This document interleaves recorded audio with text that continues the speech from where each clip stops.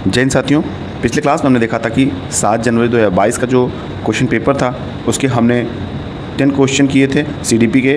तो जो उसके आगे के क्वेश्चन हैं उसको हम कंटिन्यू करते हैं। तो वीडियो के लास्ट तक बने रहिएगा, क्योंकि जो भी क्वेश्चन हम आपके लिए लाए हैं बहुत ही इंपॉर्टेंट वो क्वेश्चन है और वो परीक्षा के दृष्टि से भी बहुत ही इंपॉर्टेंट साबित होने वाली है। तो चलिए क्लास की शुरुआत करते हैं।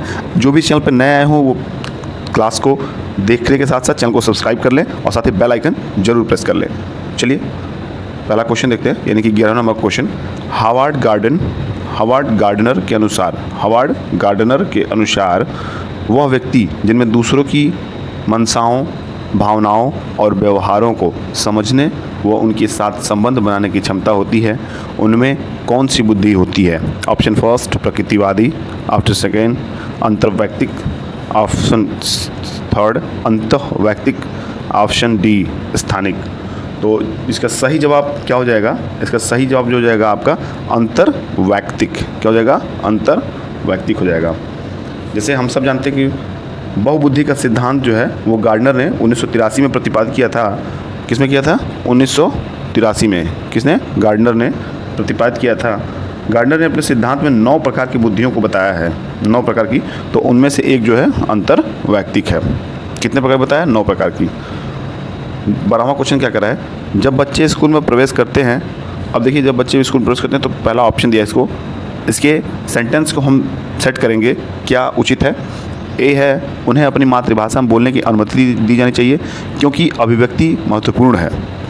बी है, स्कूल की भाषा में न बोलने पर उन पर जुर्माना लगाना चाहिए। सी है, उन्हें स्पष्ट रूप से बताया जाना चाहिए कि स्कूल की एक अलग भाषा है, उन्हें अपनी मातृभाषा में बिल्कुल नहीं बोलना चाहिए। और डी है, उनके माता पिता को घर पर भी स्कूल की भाषा का प्रयोग करने के लिए कहा जाना चाहिए। तो इनमें से क्या सही होगा ये हमें देखना है। तो जो हमारा पहला ऑप्शन है, ध्यान से देखिए पहले ऑप्शन को, उन्हें अपनी मातृभाषा में बोलने की अनुमति दी जानी चाहिए क्योंकि अभिव्यक्ति महत्वपूर्ण है। तो option A is the right answer और एकदम सटीक आंसर है, इसमें कोई संशय नहीं है। और 13 नंबर का जो प्रश्न है इसको देखते हैं और क्लास को जरूर आप लास्ट तक देखिएगा क्योंकि बहुत ही इंपॉर्टेंट क्वेश्चन है ये आप सभी के लिए जो भी सीटेट के एग्जाम दे रहे हैं। लड़कों को उपहार में खेलने के लिए अक्सर कार और यांत्रिक ब्लॉक, लड़कियों को गुड़िया व चित्रकारी के संसाधन दिए जाते हैं। यह अनुपयुक्त प्रथा क्या दर्शाती है, ये हमसे पूछा गया है। तो पहला क्या है? जेंडर स्थिरता, जेंडर समता, जेंडर पक्षपात या जेंडर सशक्तिकरण। तो इसका सही ऑप्शन जो जाएगा जेंडर पक्षपात। क्या हो जाएगा? जेंडर पक्षपात। देखिए पक्षपात से क्या सेंस है, जो हम लड़कों को दे रहे हैं, लड़कों को खेलने के लिए अक्सर कार और यांत्रिक ब्लॉक देते हैं, लड़कियों को गुड़िया व चित्रकारी संसाधन। तो यहाँ जेंडर के साथ पक्षपात किया जाता है। तो इसी बात को ऑप्शन में पूछा गया था। अब देखिए अगला प्रश्न हम देखेंगे, 14 नंबर का क्वेश्चन जो है, एक शिक्षिका को बच्चों के अपने आप से बात करने यानी कि व्यक्तिगत वॉक को क्या प्रतिक्रिया देनी चाहिए? ऑप्शन फर्स्ट है उसे हतोत्साहित करना चाहिए क्योंकि वह आत्म केंद्रियता को बढ़ावा देता है। ऑप्शन बी, उसे हतोत्साहित करना चाहिए क्योंकि इसके द्वारा बच्चा अलग खुद का ध्यान भंग करता है। ऑप्शन सी, उसे प्रोत्साहित करना चाहिए क्योंकि इससे स्वनियमन सुसाधित होता है। ऑप्शन डी, उसे प्रोत्साहित करना चाहिए क्योंकि इससे शिक्षक की जिम्मेदारी खत्म हो जाती है। तो इसका सही जवाब हमको बताना है। तो इसका सही जवाब हो जाएगा उसे प्रोत्साहित करना चाहिए क्योंकि इससे स्वनियमन सुसाधित होता है। सी जो है एकदम परफेक्ट आंसर है इसका। चलिए 15 नंबर क्वेश्चन देखते हैं। 15 नंबर क्वेश्चन क्या है? निम्नलिखित में से कौन सा कथन कक्षा में सवाल पूछने के संदर्भ में सही नहीं है? ऑप्शन ए, विद्यार्थियों से प्रश्न के उत्तर पूछने का मुख्य उद्देश्य उनका परीक्षण करना है। ऑप्शन बी, विश्लेषणात्मक प्रश्न पूछने से विद्यार्थियों को समालोचन चिंतन में मदद मिलती है। ऑप्शन सी, विद्यार्थियों को कक्षा में प्रश्न पूछने के लिए प्रोत्साहित करना चाहिए। ऑप्शन डी, वह प्रश्न जो विवेचन और अनुप्रयोग पर आधारित होते हैं उच्चतर श्रेणी के चिंतन कौशल को बढ़ावा देते हैं। तो 15 नंबर का जो क्वेश्चन है इसका हमें ऑप्शन जो है वो फर्स्ट ऑप्शन हम टिक करेंगे। अब इसको फर्स्ट ऑप्शन पढ़ते हैं, विद्यार्थियों से प्रश्न के उत्तर पूछने का मुख्य उद्देश्य उनका परीक्षण करना है। तो ये बिल्कुल सही ऑप्शन है और बिल्कुल सही आंसर है। चलिए अगला क्वेश्चन देखते हैं जो 16 नंबर का है हमारा क्वेश्चन है। 16 नंबर क्वेश्चन कह रहा है कि समावेशी शिक्षा यहाँ में की जगह की कर लीजिएगा के लिए निम्न में से कौन सहायक है? ऑप्शन ए विद्यार्थियों के बीच प्रतिस्पर्धा की भावना, ऑप्शन बी लचीला पाठ्यक्रम और अनम्य स्कूल कैलेंडर, ऑप्शन सी विद्यार्थियों की आवश्यकता के अनुसार उचित आवास, ऑप्शन डी सख्त शिक्षक केंद्रित शिक्षा शास्त्र। तो इसका सही जो ऑप्शन हो जाएगा वो हो जाएगा आपका सी, विद्यार्थियों की आवश्यकता के अनुसार उचित आवास। देखिएगा फिर से, समावेशी शिक्षा के लिए विद्यार्थियों के अनुसार उचित आवास होना तथा इसमें सभी बच्चे सक्रिय रूप से भाग ले सकें, यह मुख्य उद्देश्य है। अभी तक जितने मैंने क्वेश्चंस आपको दिए हैं वो अपने आप में बहुत ही दम रखते हैं, बहुत ही परफेक्ट क्वेश्चन है सीटेट की दृष्टि से। तो ज़रूर आप उन क्वेश्चंस को नोट डाउन करिए और उसको बार बार रिवीजन करिए, क्योंकि ऐसे प्रश्न अगर आप आएंगे तो कन्फ्यूजन क्रिएट होगा। क्योंकि मैं देख रहा हूँ कि ये क्वेश्चंस बहुत ही अच्छे लेवल के क्वेश्चंस हैं। 17 नंबर क्वेश्चन हमारा क्या कर रहा है, निम्नलिखित में से कौन किसी व्यक्ति के हाथ से आँख के तालमेल, संतुलन और शारीरिक निपुणता की क्षमता को प्रभावित करता है? फर्स्ट है गुणज वैकल्य, बी है पठन वैकल्य, और सी है भाषा वैकल्य, और आखिरी डी है गति समन्वय वैकल्य। तो इसका जो सही ऑप्शन हो जाएगा वो हो जाएगा गति समन्वय वैकल्य।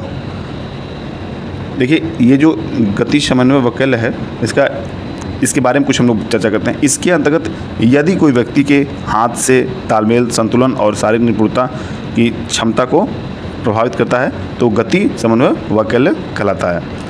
अगर आप इसकी बात करेंगे गुणज वैकल्य की, तो इसके अंतर्गत गणित की गणना में कठिनाई होती है, ये गुणज वैकल्य इसको कहते हैं।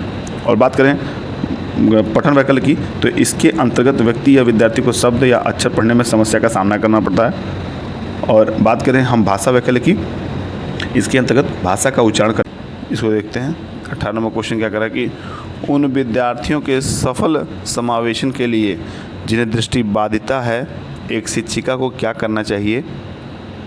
ध्यान से क्वेश्चन को फिर से पढ़िएगा। उन विद्यार्थियों के सफल समावेशन के लिए जिन्हें दृष्टिबाधिता है, एक शिक्षिका को क्या करना चाहिए? ऑप्शन ए है आसपास की चित्ररूपी सामग्री में मौखिक स्पष्टीकरण जोड़, ऑप्शन बी है इन विद्यार्थियों को हस्तलिखित नोट्स दें, ऑप्शन सी है विषय वस्तु को पढ़ने के लिए केवल ब्लैक बोर्ड का प्रयोग करें, ऑप्शन डी है उन्हें स्कूल के एक अलग संकाय में दाखिला दें। तो इसका सही ऑप्शन जो जाएगा वो हो जाएगा ऑप्शन फर्स्ट, आसपास के चित्ररूपी सामग्री में मौखिक स्पष्टीकरण जोड़ें। ठीक है, कहा कि उन विद्यार्थियों के सफल समावेशन के लिए जिन्हें, यानी कि जो भी बच्चे दृष्टिबाधित हैं, उनके सफल समावेशन के लिए एक शिक्षिका यानी एक टीचर को क्या करना चाहिए, एक महिला टीचर को क्या करना चाहिए, उसी आपसे इसमें ऑप्शन पूछा गया है। तो आसपास की चित्ररूपी सामग्री में मौखिक स्पष्टीकरण जोड़कर शिक्षा की प्रवृत्ति को अच्छी करनी चाहिए। 19 नंबर क्वेश्चन हमारा है जनजातीय समुदायों के विद्यार्थियों के सफल समावेश के लिए एक शिक्षिका को निम्न में से किससे बचना चाहिए? ऑप्शन फर्स्ट है उनके दैनिक जीवन और परिवेशन से उदाहरण शामिल करना चाहिए, ऑप्शन बी है उनके सामाजिक सांस्कृतिक संदर्भ को महत्व और सम्मान देना, ऑप्शन सी है पाठ्यक्रम में उनकी संस्कृति में प्रचलित लोकगीतों और गीतों को शामिल करना, ऑप्शन डी है उन संप्रदायों को पढ़ाना जो उनके जीवन के लिए पूरी तरह अप्रासंगिक है। तो हमारा जो 19 नंबर क्वेश्चन का सही ऑप्शन हो जाएगा वो हो जाएगा डी। किस तरह डी सही हो जाएगा? जैसे कि जनजातीय समुदायों के विद्यार्थियों के सफल समावेशन के लिए शिक्षक को उन संप्रदायों को पढ़ाना चाहिए जो उनके जीवन के पूर्णतः अप्रासंगिक हैं से बचना चाहिए, देखिए इसमें पूछा गया था किस से बचना चाहिए, तो हमारा जो डी ऑप्शन है इनसे बचना चाहिए। अब इस क्लास का आखिरी क्वेश्चन 20 नंबर का, और इसके बाद जो है 10 क्वेश्चन और आपके बच जाएंगे, उसको भी मैं जल्दी ही क्लास में समाप्त करूंगा। और जो इस प्रीवियस ईयर जो पेपर हुआ है 2022 का, जनवरी 2022 का, इसको मैं जितने भी क्वेश्चन बच रहे हैं इनको मैं जल्दी कराने का प्रयास कर रहा हूँ कि आपके पास जो है ज़्यादा से ज़्यादा क्वेश्चन हो जाएं और आप पढ़ने में एकदम आराम से उस क्वेश्चन को पढ़ ले जाए कि कितने क्वेश्चन प्रीवियस ईयर में पूछे गए थे, कैसे पूछे गए थे, किस तरह क्वेश्चन हमसे पूछे जा सकते हैं, तो कुछ आइडिया आपको लगते जाएंगे। तो चलिए 20 नंबर क्वेश्चन देखते हैं, 20 नंबर का। निम्नलिखित में से कौन सा विकल्प दी गई दिव्यांगता और संबंधित विद्यार्थियों के समावेशन हेतु यथोचित संयोजन रणनीति का सही युग्म है? ऑप्शन फर्स्ट, ध्यान न्यूनता, अति क्रियाशीलता, विकास, लंबी अवधि की फिल्में दिखाएं। ऑप्शन बी, स्वलीनता, जितना हो सके एक ही समय सारणी दिनचर्या। ऑप्शन सी, पठन वैकल्प, आप इसका परिभाषा जटिल गणना पर आधारित प्रश्न दें। ऑप्शन डी, वाक बाधिता, मूल्यांकन के केवल मौखिक रूप को स्वीकार करें। तो इसका जो सही ऑप्शन जाएगा वो आपका हो जाएगा बी, स्वलीनता, जितना हो सके एक ही समय सारणी यानी कि एक ही दिनचर्या जो है उनको एकदम जो है, इसका सही परिभाषा स्वलीनता का ही है। बाकी पठन वैकल्प ये भी जो गलत है, ए भी गलत है और डी भी गलत है। तो इस तरह जो इम्पोर्टेंट क्वेश्चन थे, जो प्रीवियस क्वेश्चन थे, वो यहाँ समाप्त होते हैं और क्लास को हम यहीं रोकते हैं क्योंकि क्लास बहुत लंबा हो जाएगा। इसलिए अगले क्लास मिलते हैं, तब तक पढ़ते रहिए, मस्त रहिए। Bye bye, take care.